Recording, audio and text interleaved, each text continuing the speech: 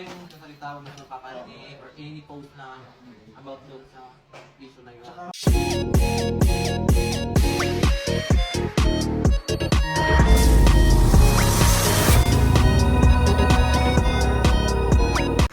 Ngayong meeting na to, kaya mapinasama din si Ena kasi nga. Dahil sa nangyari kahapon, ayaw namin mangyari ulit, iniiwasan natin na mangyari ulit.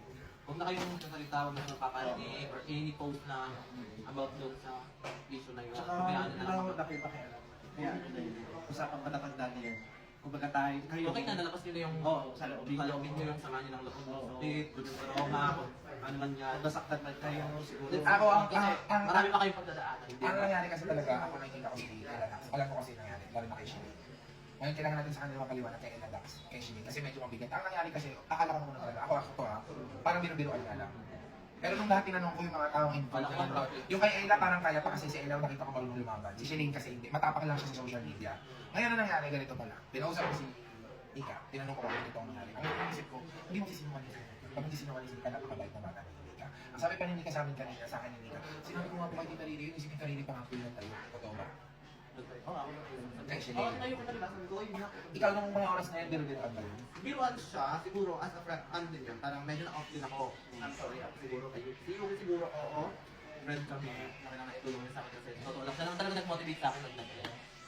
Pero ako talaga yung ginawa niya na parang, sige, magbabati tayo, pero sumunod ka muna. Pamatawanan ka Yun, yung gusto ko malaman, bakit? Ayun yung, kasi si Hindi, Ella, hindi, naiintindihan ko, kasi si Ella kasi hindi yung kalaban. Totoo talaga to ah. Kahit nakasaktan na si Ella, medyo para si Shirley kasi hindi siya makalaban ng panahon na yun kasi hindi pa naman siya yan eh.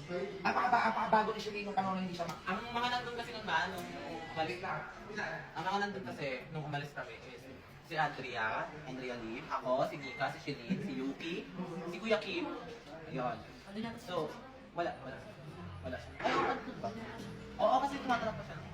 So, ang nangyari is, parang, wala naman talagang mali si Shelin. Parang, pinatitripan lang na, parang pinatatawanan lang na, oh, hindi, may kasalanan ka. And which is wala. Sa kanila kasi parang naging biro. Oo, Kay Shirley kasi hindi biro siya. siya, hindi sa akin, off talaga yun. Sa akin, hindi sa akin, off talaga yun. Sa akin na, kaibigan ko si Yuki, pero, off talaga yun.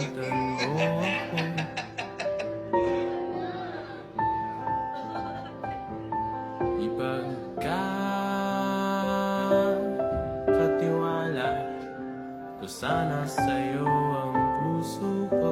Saka,